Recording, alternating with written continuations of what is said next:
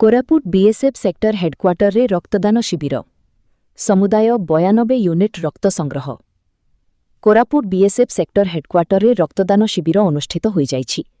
BSF 180 battalion तत्वावधान एवं ओडिशा राज्य एड्स नियंत्रण समितिर सहयोगरे रक्तदान शिविर आयोजन करा जाइथिला।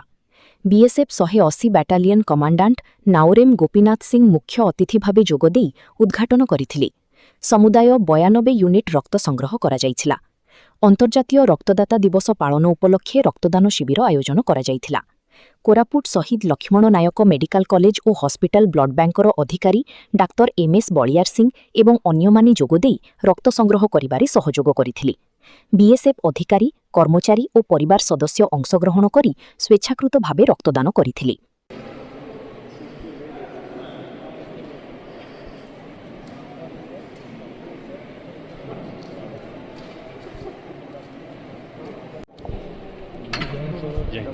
लेग उधर करने से ठीक नहीं आएगा।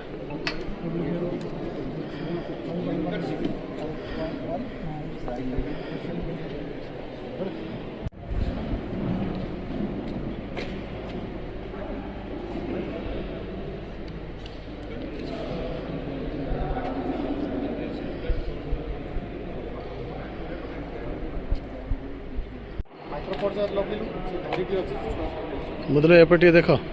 कोरापुटरू मदन मोहन साहू को रिपोर्ट, केबीके दर्पण।